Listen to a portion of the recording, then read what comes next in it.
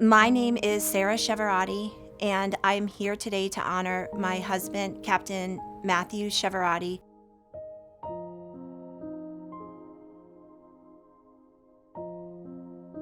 That smile, that grin says it all. Matt was a very optimistic, happy human being. And he lived each day at a 10, and that's what he would say. There are no bad days. Tomorrow's a new day. Matt was just an awesome human being. He dedicated his life to the fire service and life without him. And this grin is very challenging.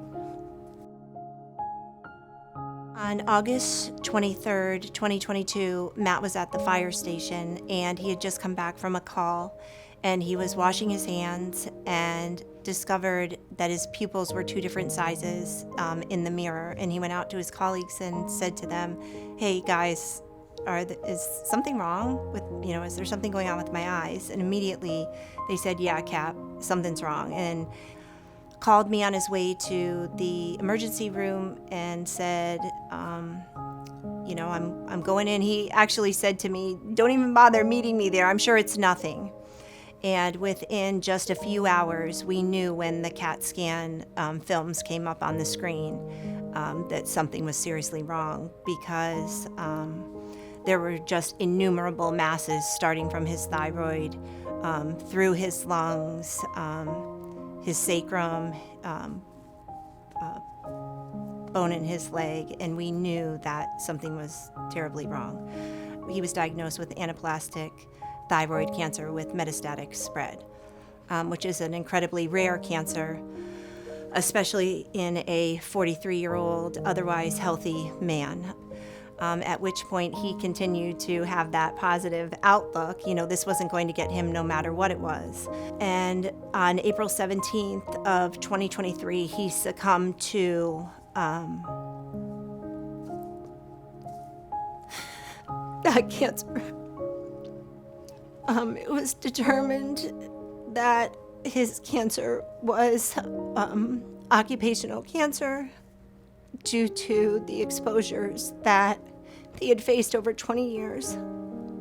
Still, on the day before his passing, said he would do it all over again.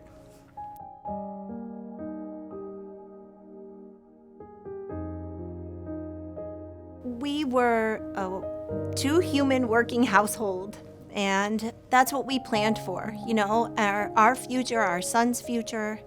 And after Matt's passing, now we're down to a one-family working household. And having the benefits available to my son would be incredibly helpful, because it takes the one burden of worry off our plates. And right now, cancer is the leading cause, if I'm not mistaken, or darn near close, to firefighters' deaths. And for it not to be covered seems incredibly ridiculous.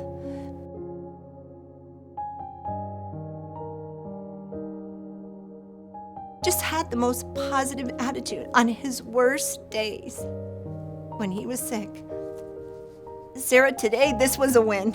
And it could be that he had gotten from the chair to the sofa. That was a win, but we never missed a day without wins. So that's the legacy that he leaves behind, is just to keep pushing through, because that's what you have to do. There are no excuses.